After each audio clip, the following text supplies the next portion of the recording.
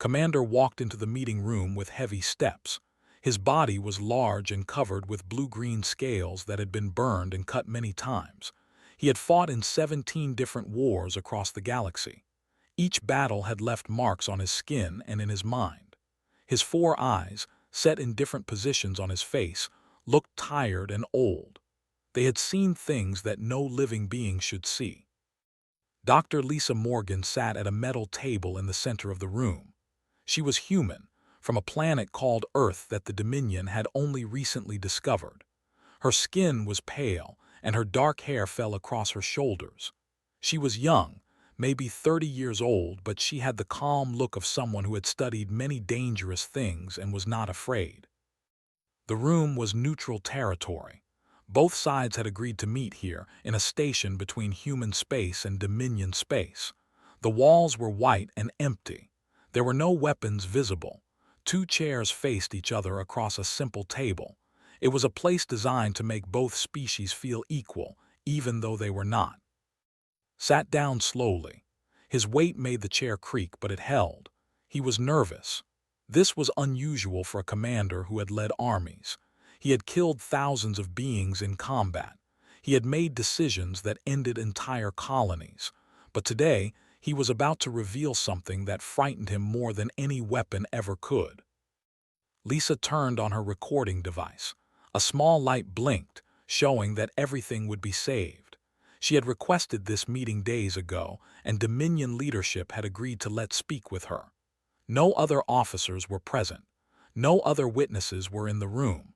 This conversation was meant to be between these 2 beings, one human and one Dominion soldier. "Thank you for coming," Lisa said. Her voice was steady and gentle. She had learned to speak in a way that made alien soldiers feel comfortable. "Your message said this was important. You said humanity needed to know something." His mandibles, the hard parts around his mouth, moved in a way that Lisa had learned meant stress or worry. She waited. She had learned that patience was important when dealing with beings from other worlds. They often needed time to gather their thoughts before speaking about difficult things. "Your people are in danger," finally said. His voice came through a translator device worn around his neck. The device converted his clicking, hissing speech into English words that Lisa could understand. "Not from weapons, not from military force. The danger is that we do not understand you, and what we do not understand, we fear." Lisa leaned forward slightly. She kept her movements slow and gentle. Some alien species found sudden movements threatening. "What do you mean by that?"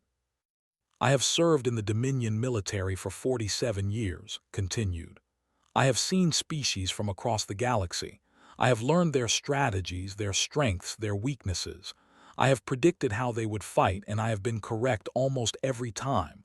But humans are different. Humans do not follow the patterns."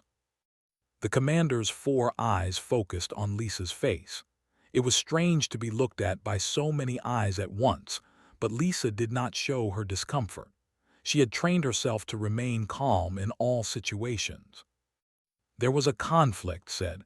3 years ago at a place your people call 442. It is a star system with planets. You understand this word?" "Yes," Lisa said. "My people established a colony there." "The Dominion had claimed that system for expansion," explained. "We sent 20,000 soldiers to take control. It was supposed to be easy, quick. Your colony had only 400 armed defenders. Our weapons were better. Our ships were faster. Our shields could withstand any attack your people could make. According to every military calculation, the colony should have fallen within 12 hours. "Stop speaking." He closed 3 of his eyes, keeping only one focused on Lisa. When he spoke again, his voice was lower, and it carried emotion that Lisa had not expected to hear from an alien soldier. "The colony did not fall in 12 hours, he said. "It did not fall in 1 day. It did not fall in 6 days. When we finally took complete control, we had lost more soldiers than we have lost in any conflict in the last 100 years. We lost 5,000 soldiers fighting 400 humans." Lisa's breath caught. She had not known this. The information was new to her. Her government had not told her about any conflict at 442. Either they did not know or they had kept it secret. Your people did not fight according to military logic, continued. They did not try to win. A military that cannot win should surrender. This is basic strategy that all intelligent species understand. But your people did not surrender. Instead, they changed their goal. They decided to save their civilians instead of defending their position. They sent their soldiers into places where we knew they would die, not to win battles but to slow us down, to give their families time to escape. The commander opened his other eyes. All four now stared at Lisa with an intensity that made her skin feel cold. I have never seen military logic like this, said. In the Dominion, commanders do not waste soldiers. Soldiers are valuable. Losing soldiers wastes resources. But your Captain Hayes sent his people to die knowing they would die. He told them where to stand. He told them they would probably not survive. And they went anyway. They went because their families needed time to escape. Lisa could imagine it. She could see it in her mind. Soldiers standing in defensive positions that they knew were weak. Explosions coming closer. The sounds of weapons fire getting louder. Knowing that death was coming and choosing to stand there anyway because their families were running away to safety. It was brave. It was logical in a way that other species might not understand, but it was brave. One soldier said, and Lisa could hear his voice shake slightly. One soldier named, he was guarding a tunnel entrance. He had explosives. Our forces were coming through that tunnel. He could have run. He could have hidden. Instead, he detonated the explosives while he was standing inside the tunnel. He killed himself and 40 of our soldiers. His commanding officer did not order him to do this. He chose to do it. He sent a message to his family before he died. He told them he loved them. Then he walked into a tunnel and died. Stood up from his chair. He walked to the window and looked out at the empty space between the stars. His large frame seemed heavy with the weight of memory. I am telling you this, the commander said, still looking at the stars, because the Dominion does not understand humans. We think you are weak because your technology is not advanced. We think you are primitive because you have only recently discovered space travel. But you are not weak. You are something else. Something that our military calculations cannot explain. You are dangerous in a way that weapons cannot measure. He turned back to look at Lisa. Your people need to know what they are, and the galaxy needs to know what it has encountered, because humanity is not just another species to be studied and classified. You are something new, something that does not follow the rules that make the universe predictable. Colony At was built underground in the side of a large mountain. The humans had chosen this location because it provided natural protection from radiation and extreme weather. The mountain had deep caves and rock tunnels that had existed for millions of years. The humans had expanded these caves, adding walls, doors, and defensive positions. On the surface, the colony had research facilities and communication towers. But the real heart of the colony, where the families lived, was deep under the rock. Captain Hayes stood in the central command post 300 meters below the surface. Around him, officers and soldiers watched radar screens and communication displays. They were tracking the Dominion ships as they entered the system. There were 20 ships. Each ship was larger than any human vessel that had ever been built. The weapons on those ships could destroy the entire colony with one blast. Was 42 years old. He had brown hair that was starting to turn gray. His face was weathered from years of working in harsh conditions. He was not a man who had been trained for war. He was a colonial officer, someone who maintained order and security for a civilian population. But now, war had come to him, and he would have to become something he had never expected to be. Captain, they are entering optimal weapons range, one of his officers said. The officer's name was Robert. He was young, maybe 25. He had a family waiting in the lower levels of the colony. He had a wife and 2 small children. Nodded, he did not waste time with unnecessary words. Begin evacuation of all civilian personnel. Priority 1, children. Priority 2, families. Priority 3, all other non-essential personnel. Move them to level 7. That is the deepest level we have. The officers immediately began sending messages through the communication system. Throughout the colony, alarms started sounding. It was a sound that every colonist had heard in training, but never in real danger. They had practiced what to do if the colony came under attack, but they had never really believed it would happen. Parents began gathering their children from schools and work areas. Families moved quickly toward the massive elevator systems that would take them down into the deepest parts of the mountain. The process was organized and calm, but Lisa could hear the fear in people's voices. Fear that they were leaving their homes. Fear that they might not come back. Watched the radar screens as the Dominion ships moved into position. He had studied Dominion military tactics. He understood that they would attack the surface facilities first, trying to eliminate any visible defense systems. They would expect the colony to surrender once their weapons and defensive positions were destroyed. But had a different plan. All surface personnel are to evacuate immediately, he ordered. Abandon the research facilities. Leave the communication towers. Get everyone to the underground bunkers. Move now. The soldiers and workers on the surface began running toward the hidden entrances that led underground.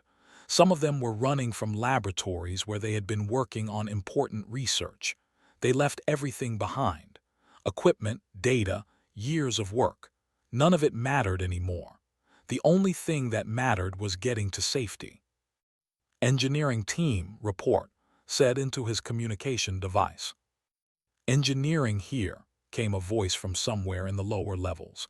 The speaker was Chief Engineer David North. He had designed much of the colony's underground infrastructure. He understood the tunnels and caverns better than anyone. Standing by for orders, Captain. I need you to prepare the collapse points, said. When the Dominion forces push into the mountain, they will follow the main tunnels. I want those tunnels to collapse on them. It will slow them down. It will give more people time to get to deeper levels. There was a pause. Captain, if we collapse the main tunnels, we will lose access to the surface. We will be sealed in. I know, said. That is the point. We do not need the surface anymore. All families are below. We can seal ourselves in and they will have to dig to reach us. Digging takes time. Time is what we need.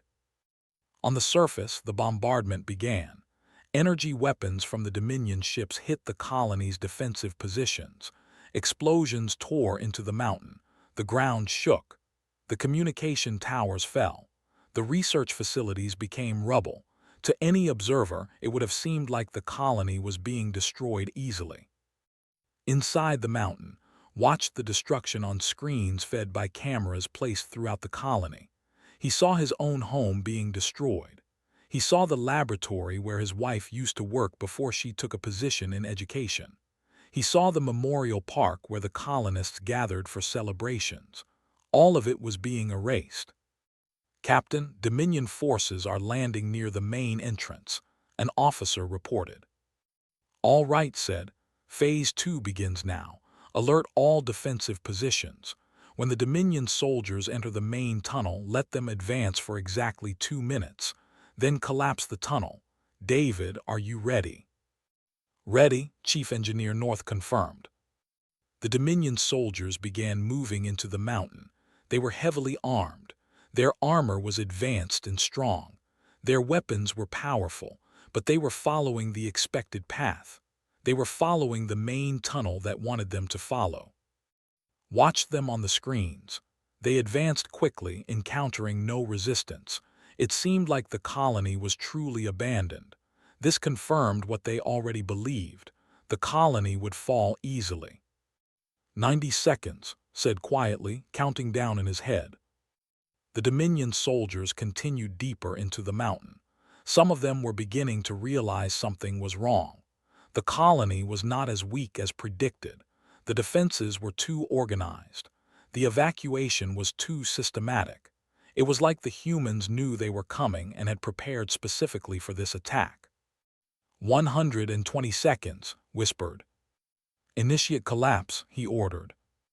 In the depths of the mountain, deep underground, Chief Engineer North activated the detonators. The charges that had been carefully placed in key structural points throughout the tunnel system began to explode. Rock and stone came tumbling down. The ceiling of the main tunnel collapsed completely. The Dominion soldiers who were too slow to escape were buried under tons of rock. The survivors found themselves trapped in a collapsed tunnel with no way forward. They had to retreat back the way they came, digging through rubble, losing soldiers to the falling debris. Stood in his command post and felt no triumph. He only felt the weight of what he had just done. He had just killed soldiers. He had killed beings who were following orders, just like his own people were following orders. But there was no time to feel guilt. There were 20,000 more Dominion soldiers coming, and he had many more tunnels to collapse. He had many more defensive lines to build. He had many more soldiers who would have to stand and fight knowing they might not survive. "All units report status," he commanded. As his officers began their reports, thought about his family 300 meters below him in the darkness. He thought about his wife and his 2 children. They were safe. For now. They were safe because he was here, making these decisions, doing these things. As long as he kept fighting, as long as he kept slowing down the Dominion advance, his family had a chance. That was all that mattered.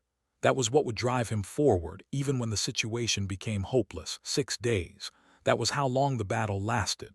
For 6 straight days, the Dominion forces attacked the colony while Hayes and his 400 soldiers defended it.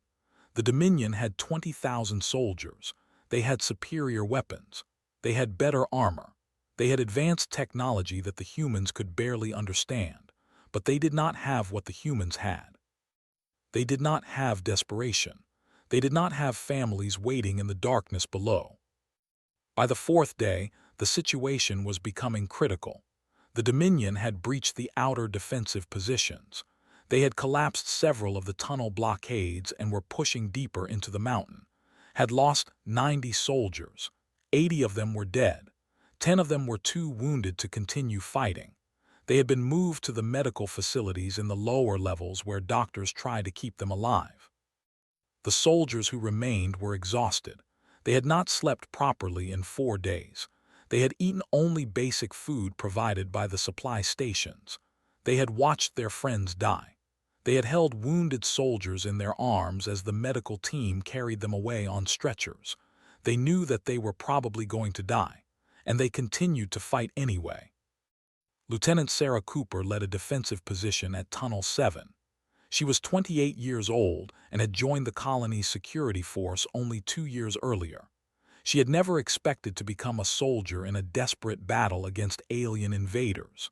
But here she was, standing behind a barrier of metal and rock, pointing a weapon at a tunnel entrance where death was coming. Next to her stood Private. He was young, only 23. He had been born on the colony. His parents had been among the first settlers. His mother was a biologist. His father had died 5 years ago in a mining accident. Had joined the security force because he wanted to protect his home and his mother. Now, his home was under attack, and he was about to witness his mother's fate. "How much longer can we hold this position?" asked. His voice was steady, but Sarah could see his hands shaking slightly as he held his weapon. Sarah looked at the radar display on the wall. Red symbols showed the position of Dominion soldiers moving through the tunnels. They were getting closer. "Maybe 1 hour," she said honestly. She did not believe in lying to her soldiers. She believed that giving them the truth was more respectful. Maybe less. "Then we hold for 1 hour," said. It was not a question. It was a statement. He was prepared to stand here and fight for 1 more hour, knowing what would happen at the end of that hour. "Captain says the important thing is to keep slowing them down," Sarah said. "Every hour we fight is another hour for the families to get settled in the lower levels. It is another hour for us to prepare deeper defensive positions. It is another hour of resistance that makes this occupation harder for them." Nodded, he understood. They all understood. This was not about winning anymore. It was about survival. It was about making sure that as many people as possible stayed alive. It was about causing enough damage to the Dominion forces that the cost of occupation would become too high. The first Dominion soldiers appeared at the entrance to Tunnel 7. Their armor was dark blue and their weapons glowed with energy. They moved with perfect coordination, each soldier knowing exactly what the others were doing. They were like a machine, but they were not expecting heavy resistance. They were expecting the tunnels to be nearly empty. They were expecting easy progress deeper into the colony. Sarah opened fire. The bullets from her weapon hit the armor of the nearest Dominion soldier. They did not penetrate. The Dominion armor was designed to withstand much more powerful weapons, but the impact still knocked the soldier backward slightly, giving Sarah time to aim at a different target. Fired beside her. His weapon clicked and clacked as rounds flew toward the advancing aliens. Other soldiers along the defensive line also began shooting. The sounds of weapons fire filled the tunnel, echoing off the stone walls. The Dominion soldiers returned fire. Their weapons were different. They fired pulses of energy that burned and melted anything they hit. The barrier in front of Sarah and her soldiers began to glow red as the energy weapon struck it. The temperature increased. The metal began to warp. "Formation," Sarah commanded. Her soldiers moved closer together, creating a more compact defensive line. It was a dangerous move. It meant that Dominion weapons could hit multiple soldiers with each shot, but it also meant that they could concentrate their firepower on fewer targets, making it more likely that their bullets would find weak points in the Dominion armor. One Dominion soldier fell. He had been hit multiple times by human bullets. The bullets had finally found a gap in his armor near the neck. He fell to the ground and did not move again. But two more Dominion soldiers stepped forward to take his place. The Dominion force seemed endless. For everyone that fell, two more appeared. "Fall back to position 8, Sarah ordered.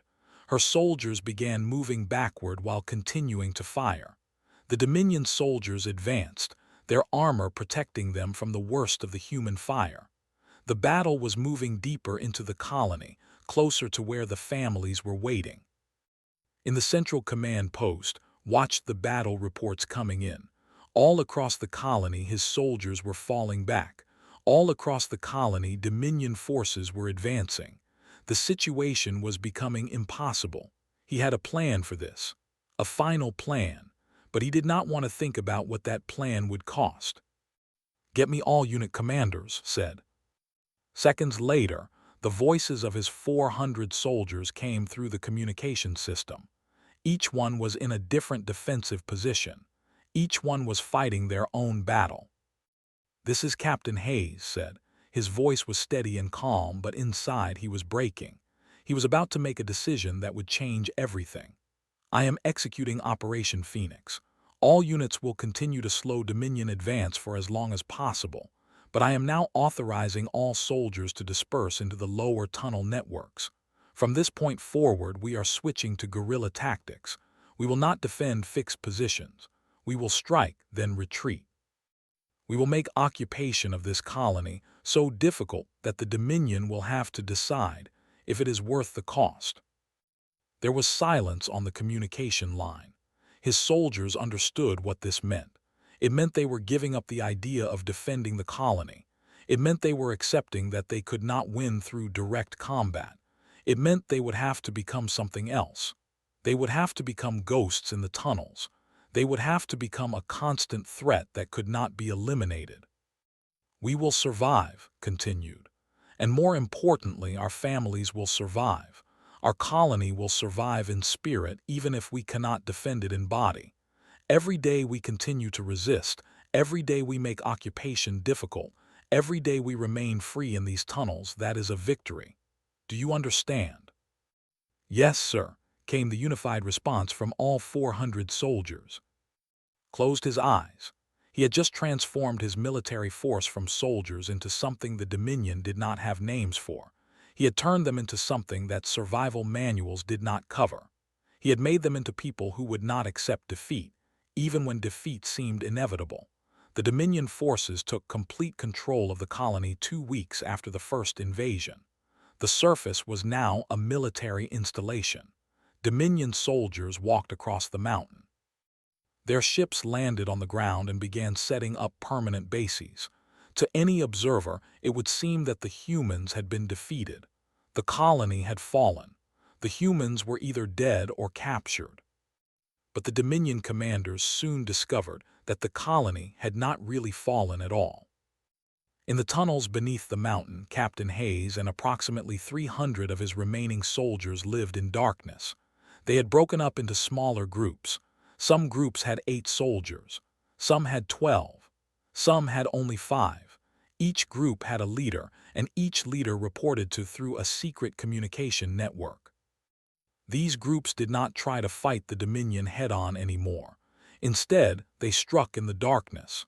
They sabotaged equipment. They destroyed supply lines. They cut power to Dominion installations. And then they disappeared back into the tunnels before the Dominion could catch them. A soldier named James Porter led one group.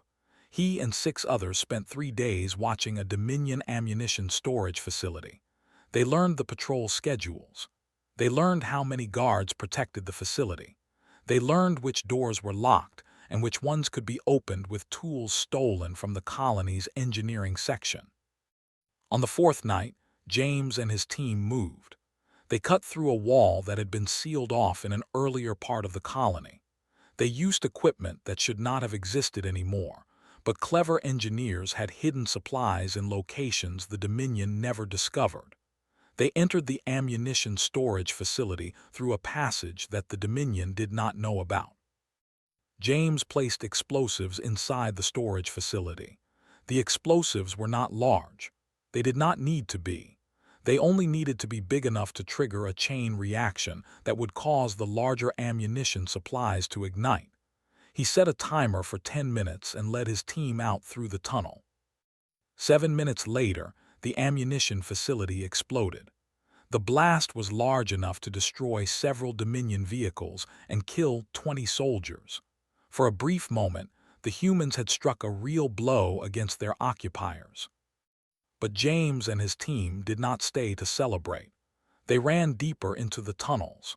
By the time Dominion forces arrived to investigate the explosion, James and his team had disappeared completely. In another part of the colony, a woman named Anna Fields was doing something equally important. Anna had been a teacher before the invasion. She had taught children in the colony's schools. Now, she was coordinating supply lines for the resistance. She had enlisted the help of people who were not soldiers. She had enlisted civilians who had chosen to help the resistance effort. Anna worked with a network of kitchen workers, maintenance personnel, and teachers. They gathered food from hidden stores throughout the colony. They created maps of the tunnel systems. They maintained safe houses where soldiers could rest and receive medical treatment. They were not fighters, but they were vital. Without them, the soldiers could not have continued to resist. One supply run brought Anna to a location where she found Chief Engineer David North. He was working on something in a hidden chamber deep in the mountain. The chamber was lit by a generator that he had repaired and hidden from Dominion discovery. "How are you doing?" Anna asked. David looked up from his work. He looked old and tired.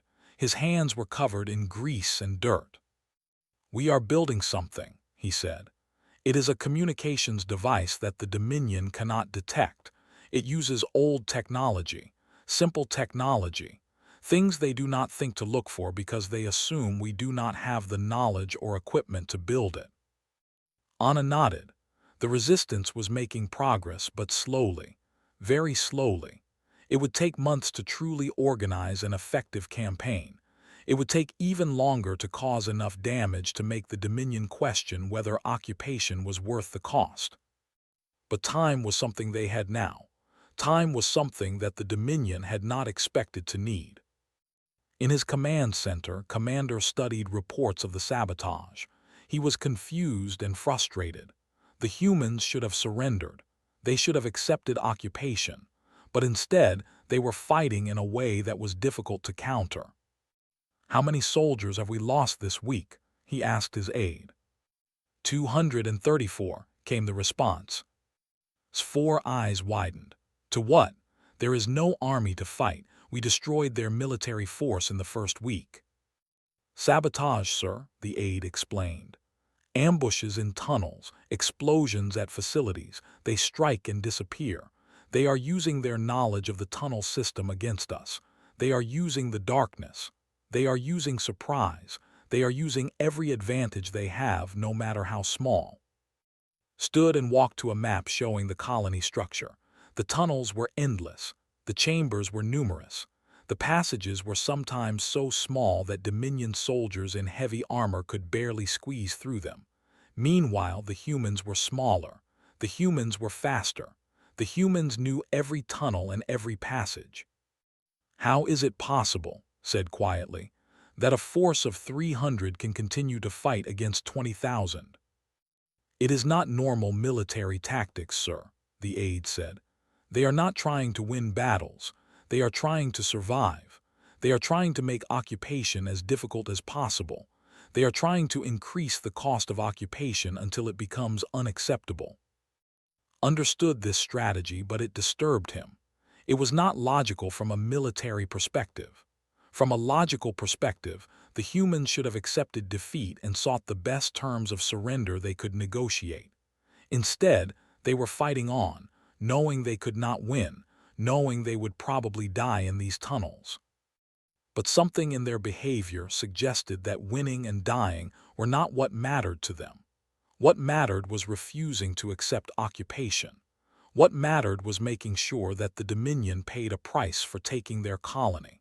What mattered was staying alive long enough to bring hope to their families and to show that humanity could not be broken easily. Captain Hayes called a meeting with all of his unit leaders. They gathered in a hidden chamber deep in the mountain, lit by generators and candles, sitting on the hard rock floor. "We have caused real damage," told them. "We have killed 230 Dominion soldiers. We have destroyed ammunition facilities.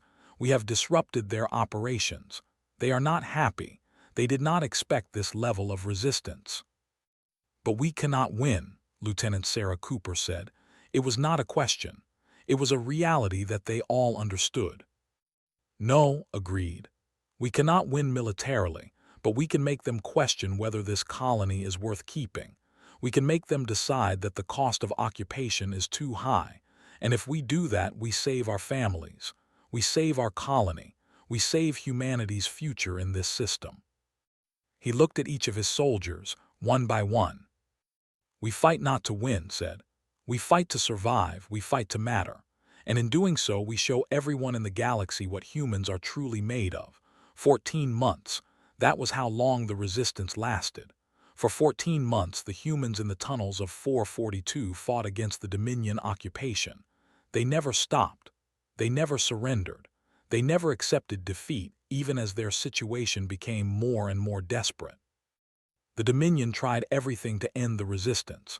They sent soldiers into the tunnels. The humans ambushed them from the darkness. They set traps using equipment salvaged from the colony. They used explosives that they created from mining materials. They used simple tactics that worked in the complex tunnel systems that the Dominion soldiers did not fully understand. The Dominion tried to starve them out.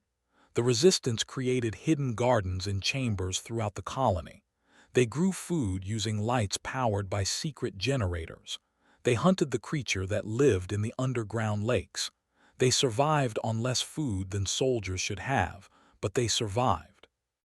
The Dominion tried to capture resistance leaders. Captain Hayes evaded capture through pure determination and knowledge of the tunnels. He never stayed in the same location for more than 3 days. He moved through the darkness like a ghost.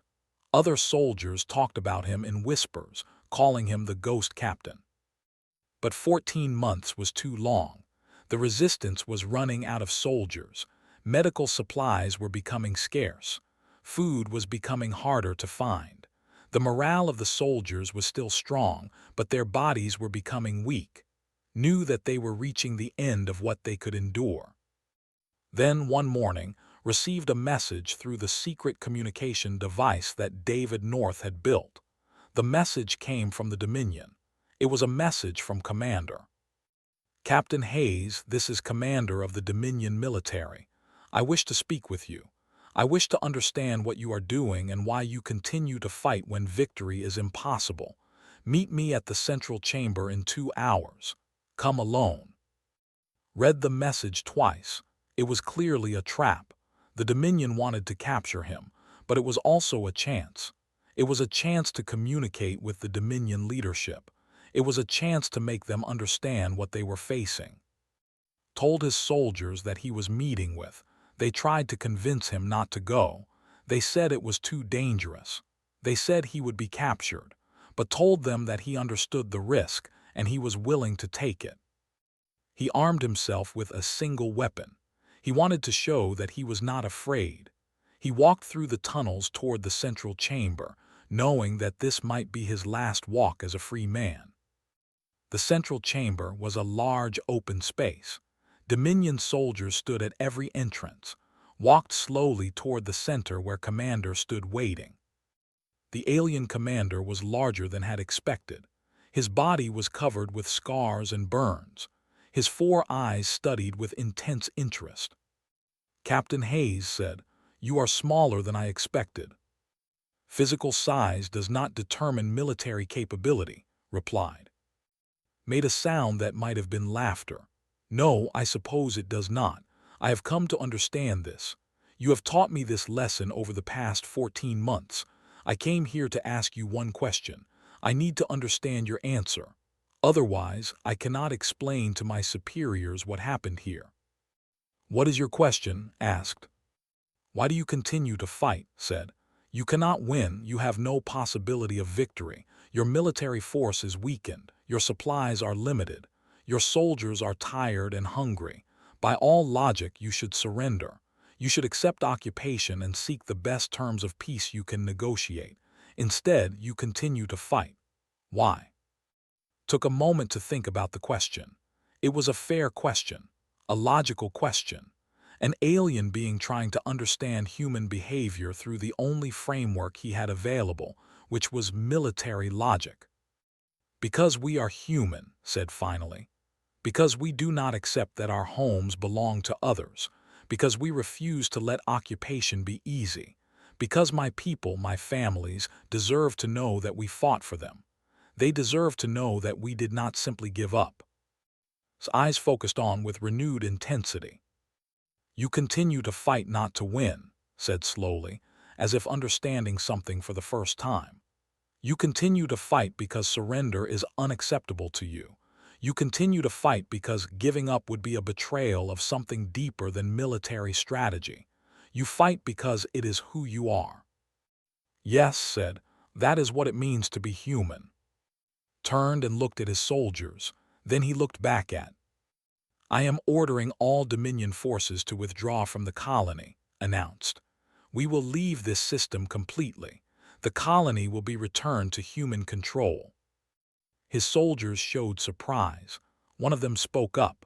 "Commander, we have suffered many losses. We have invested significant resources. Withdrawing now seems like we are surrendering to them." "We are," said simply.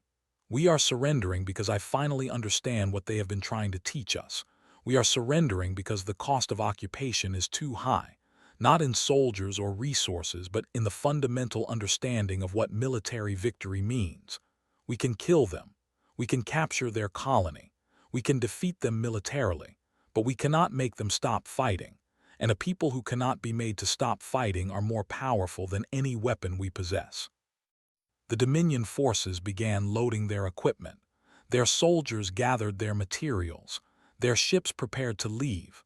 Within hours, the occupation was over. Captain Hayes walked through the tunnels toward the lower levels where his family was waiting.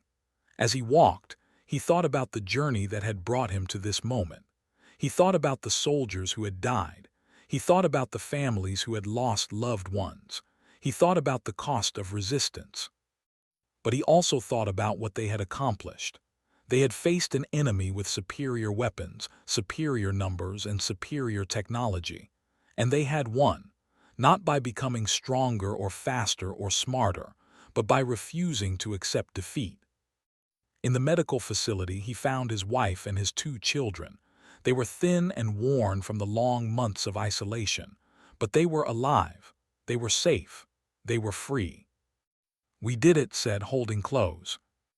"We did," replied, "and now we rebuild." Days later, a message was sent to Earth by the Dominion. They were opening diplomatic relations. They were offering friendship and trade. They were telling the human government what had happened at 442. They were telling them about a military force that could not be broken. They were telling them about humans. The message ended with a statement from Commander. "We have learned that humanity is not defined by the weapons you carry or the technology you possess. You are defined by your refusal to accept defeat. You are defined by your willingness to sacrifice for those you love. You are defined by your understanding that some things are worth fighting for, even when victory seems impossible. The Dominion respects this, and we will not make the mistake of underestimating your kind again." Captain Hayes never became famous. His name was not remembered in galactic records, but his actions changed everything. They changed how the entire galaxy understood humanity. They changed what it meant to be human in a universe full of alien species. And in the tunnels of 442, where the Resistance had made its stand, the colony was rebuilt. Families returned to the surface. Children were born in free skis, and the story of human resistance was told and retold, passed from generation to generation, reminding all humans that they possessed something no alien technology could overcome: the strength of a people who refused to surrender.